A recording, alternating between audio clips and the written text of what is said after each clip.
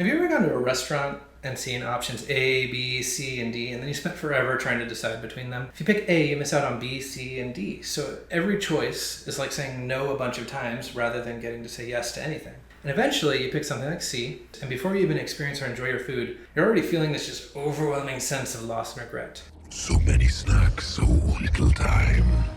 Or if you're like me, you bought multiple meals and stuffed your face until your stomach hurt, feeling both sick and wasteful. Sir, I'm going to have to ask you to exit the donut. And this universal experience is what I call the abundance trap.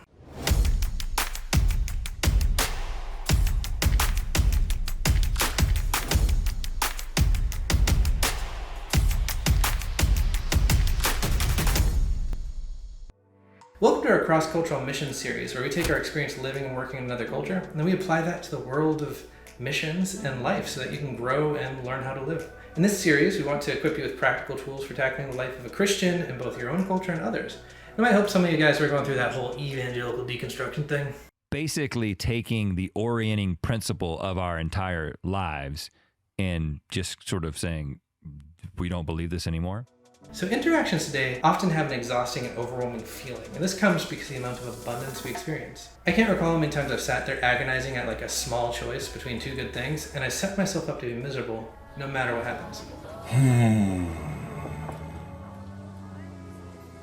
You respect my associate will have the same thing he always has after he looks at the menu for 10 minutes and asks about the specials twice. The Apostle Paul even lists abundance as something that he learned specific skills to face in his walk with Christ.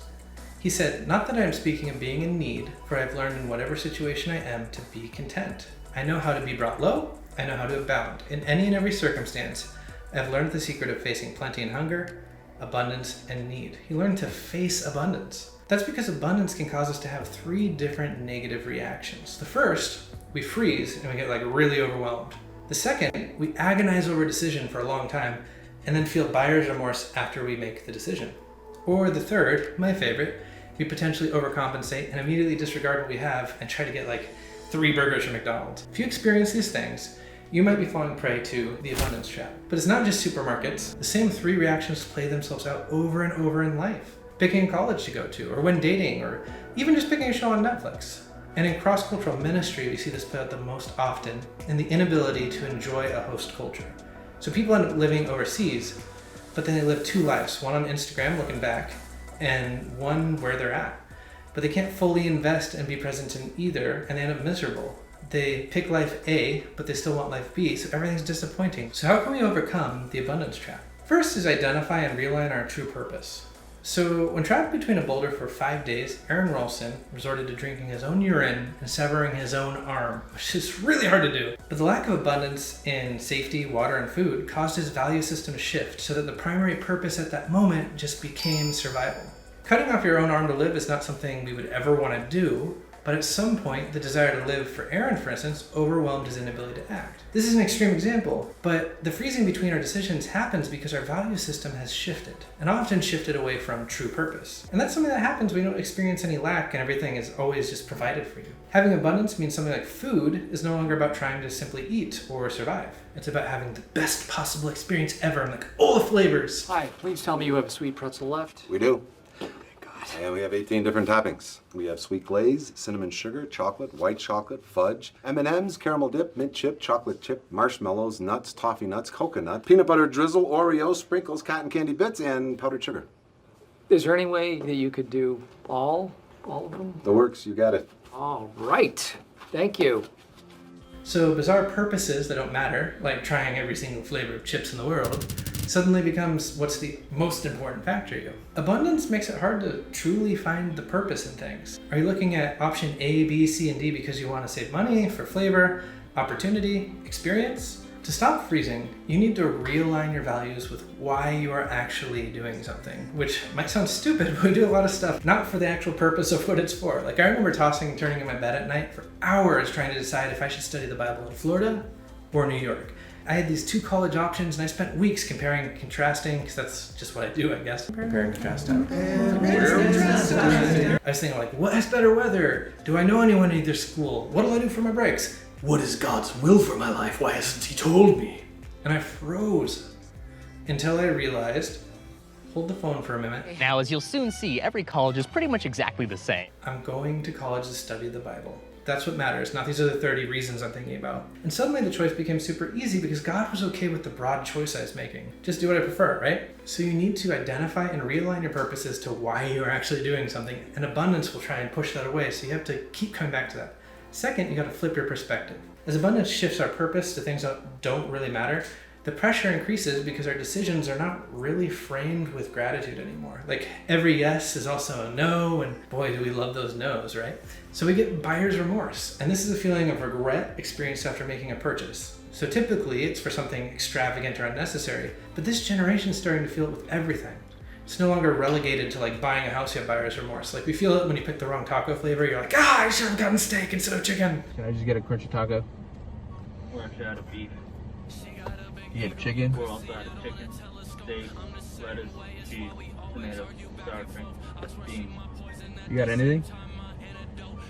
We have a generation looking in the mirror about everything.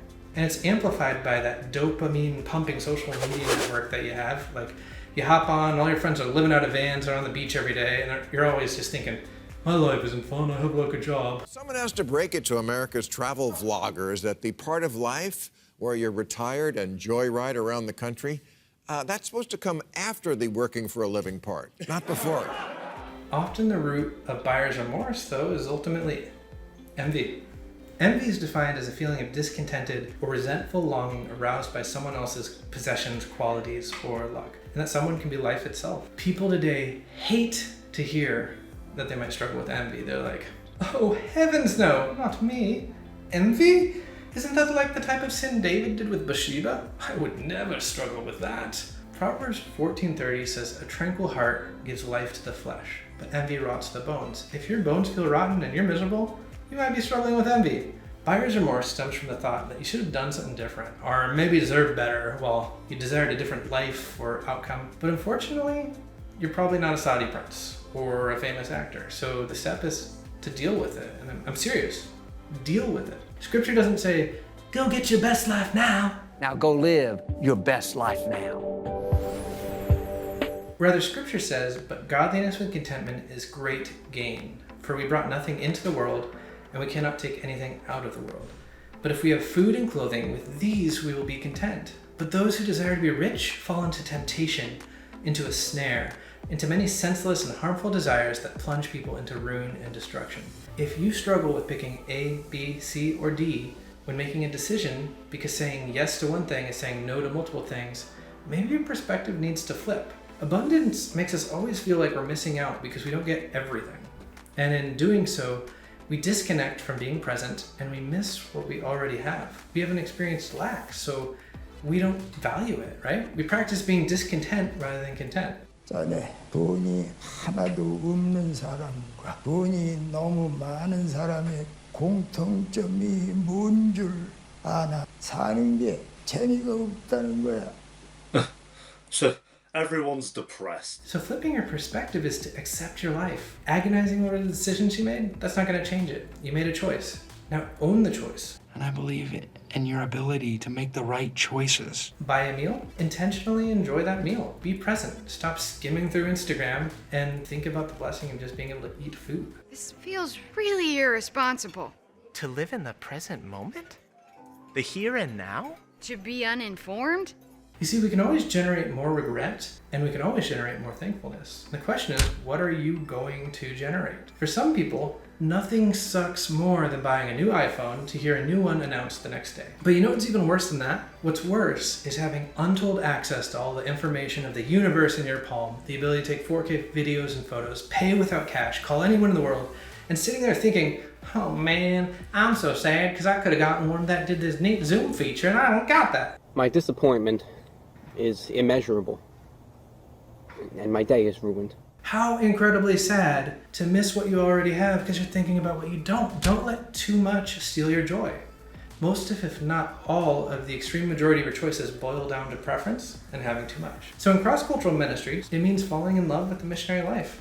Stinky tofu and all. Own your life. Fall in love with the present. Fall in love with your choices. Fall in love with what you have. Thank you for joining us at Pilgrimage Films. Hope this video is a blessing for you. Please take a moment to like, comment, subscribe, ring the little bell when you do that. That sends a little notification when our video is released on Wednesday, so you can go, ooh, nice little thing to watch, ooh. And also, if this meant something, please share it. One of the things that helps us the most is just sharing our videos on Facebook or sharing our videos in an email to your friends or to your grandma, right? Like, check out this cool video, if she has the YouTubes. What are some places that you fell into the abundance trap, and how were you able to overcome it? Until next time, we hope you enjoy your life, and Zaijian. I hate the teleprompter app. It reminds me of the worst things in life is the worst things. Did it again.